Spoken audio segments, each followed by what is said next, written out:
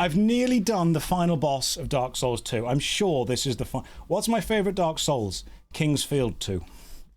Or, if I'm being hipster, Eternal Ring. I really like Eternal Ring. Do Sekiro Shadows Lift twice. Let's deal with this boss first, shall we? And then after dealing with these guys, we'll look into other games.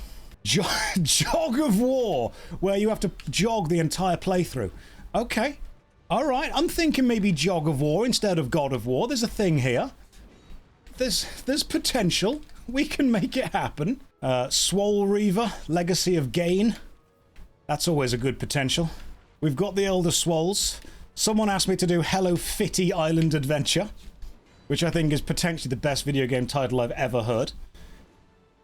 The Elder Swolls Sky Gym could be something we go for.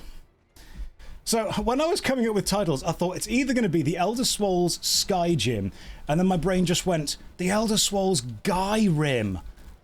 And then I thought, nope, that's a different kind of content. Fine if you want to do that, but it's not my content. Alright, we died. Sometimes your brain comes up with suggestions that you have to kind of slow it down from, be like, hold on there, Nelly. Let's not say that. Don't go with that. I mean, some of you have probably heard the Moist story before. Have any of you not heard the Moist story? It's a classic story, I've told it many times, but if you haven't heard it, ladies and gentlemen, boys and girls, settle down. I'll tell you the Moist story. It's always a good one. We're doing shrugs, by the way. Tell it again. I'll tell it again for all you lovely people. First of all, we're doing shrugs. The Moist story. The Moist story is a perfect example of sometimes you can be one of the most eloquent people in the world, and yet your brain will play tricks on you, and you will say things that you regret. Like that. Regret instead of regret.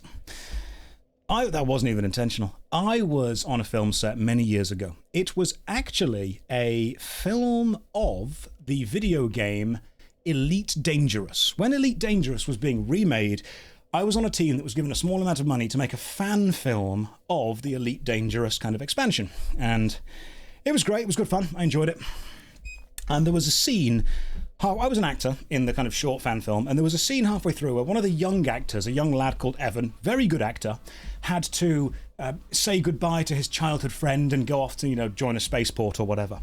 But in between shots, it was a very warm day, and I could tell Evan, this young actor, was getting a bit tired out. He was beginning to miss some of his lines, and I could tell it was because his mouth was dry. He wasn't taking on enough water, he wasn't hydrating. And I wanted to shout over to him, Evan, you need to drink some water, mate. It's a very dry day. Your mouth, it's getting too dry. You aren't enunciating. The microphone isn't picking up your words. You need to, get some moisture going on in here. It's affecting your acting. But I didn't say that because my brain was moving quicker than my mouth was. And instead, I went to grab a bottle of water, didn't grab one, and instead, in front of all of the cast and crew, and this young actor just went, Evan, do you want to moist? Then everyone starts looking at me, and I'm thinking, there's no real way to come back from this one, is there? I have dug my hole. I'll just climb into it. And then thankfully the director at the time kind of walked over and went, Josh, that was a train wreck. I don't know what you intended with that sentence, but it did not go anywhere.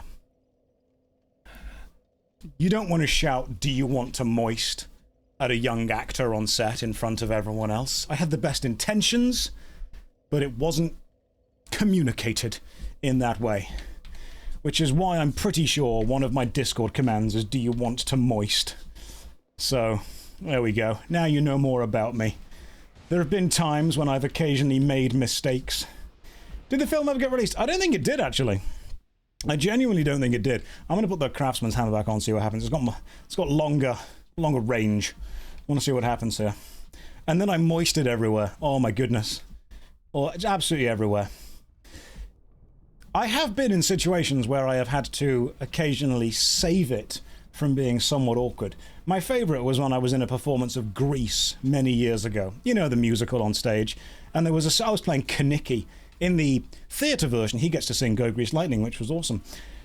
But there was a moment when I was late for my cue. It was a big fight scene on stage of all of like the greasers versus all of the jocks and all the other guys, and I was meant to run on with a baseball bat, and I forgot my prop and I completely forgot my cue. So halfway through the fight scene, I just ran on stage and went, "Sorry, I'm late, guys, I forgot my fist," which I think saved it.